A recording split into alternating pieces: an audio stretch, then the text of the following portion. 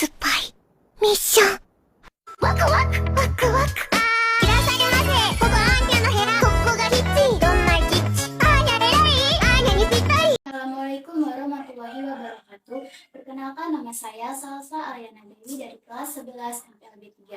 Di video ini saya akan membahas singkat mengenai perencanaan program kerja public relation.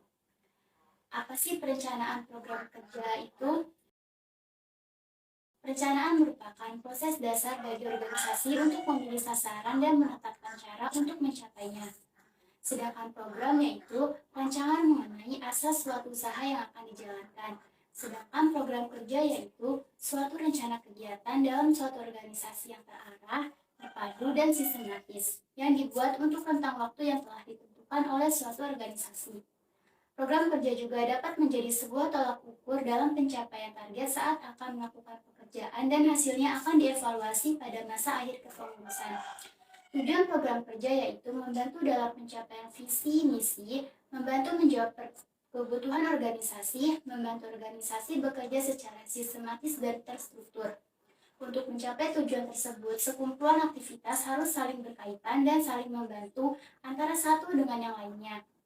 Sedangkan menurut ahli yaitu Santoso dalam Susanto, program kerja adalah suatu sistem rencana kegiatan dari suatu organisasi yang terarah, terpadu, dan tersistematis yang dibuat untuk rentang waktu yang telah ditentukan oleh suatu organisasi. Program kerja juga memiliki ruang lingkup. Ada 7 ruang lingkup, yaitu 1. Publication and Publicity, yaitu mengenalkan perusahaan kepada publik. 2. Event, yaitu mengorganisasi event atau kegiatan sebagai upaya dalam membentuk citra. 3. News, pekerjaan seorang public relation adalah menghasilkan produk-produk tulisan yang sifatnya menyebarkan informasi kepada publik. 4. Community involvement, yaitu public relation harus membuat program-program yang ditujukan untuk menciptakan keterlibatan komunitas atau masyarakat sekitarnya.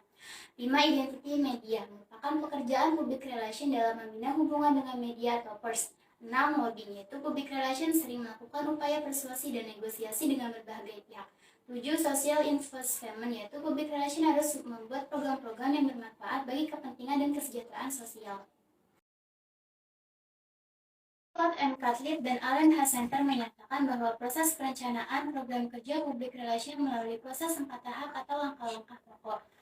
Yang pertama, penelitian dan mendengarkan. Pada tahap ini akan ditetapkan suatu fakta dan informasi yang berkaitan langsung dengan kepentingan organisasi.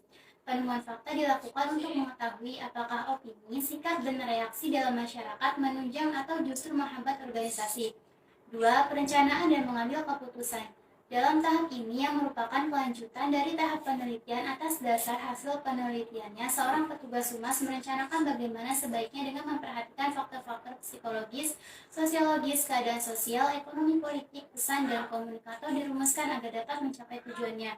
3. Komunikasi pelaksanaan. Tahap ini tidak terlepas dari perencanaan tentang bagaimana mengomunikasikan dan apa yang dikomunikasikan, sehingga menimbulkan kesan-kesan yang secara efektif mempengaruhi pihak-pihak yang dianggap penting dan berpotensi dalam upaya memberikan dukungan sepenuhnya. 4.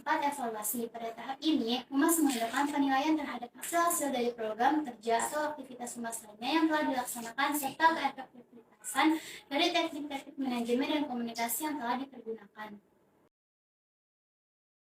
Model perencanaan program kerja humas ada 6. 1. Menilai situasi.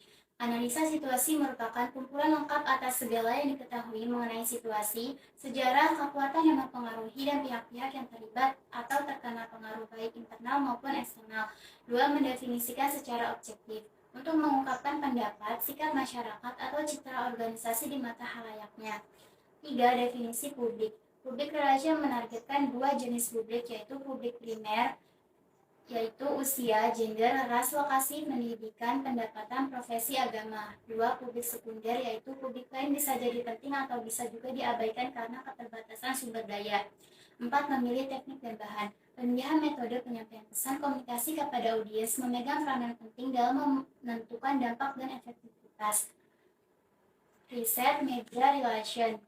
5. Anggaran. Alasan menyusun anggaran yaitu 1. Mengetahui kebutuhan dana program atau kegiatan. 2. Setelah diketahui kegiatan apa saja yang dapat dilaksanakan, anggaran dapat menjadi pedoman atau daftar kerja. 3. Manajer dapat menilai program kerja mana saja sesuai dengan perusahaan. 4. Prioritas kegiatan dan batasan anggaran. 6. Yaitu menyusun laporan. Berdasarkan tingkat kebutuhan, berdasarkan data statistik tingkat dan jumlah halayak, evaluasi. Manfaat program kerja public relation dibagi menjadi dua, yaitu internal public relation dan external public relation.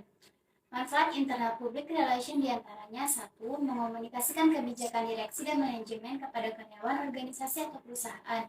2. Menjelaskan dan memberitahu karyawan terkait perubahan kebijakan.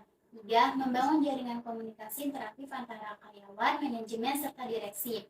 Kedua yaitu manfaat eksternal public relation. 1. Menyosialisasikan kebijakan perusahaan kepada publik. 2. Menjelaskan hasil rapat umum pemegang saham.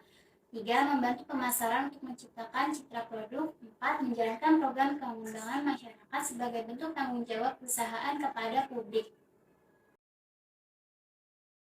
Sekian video presentasi dari saya. Mohon maaf bila banyak kata yang salah. Wassalamualaikum warahmatullahi wabarakatuh.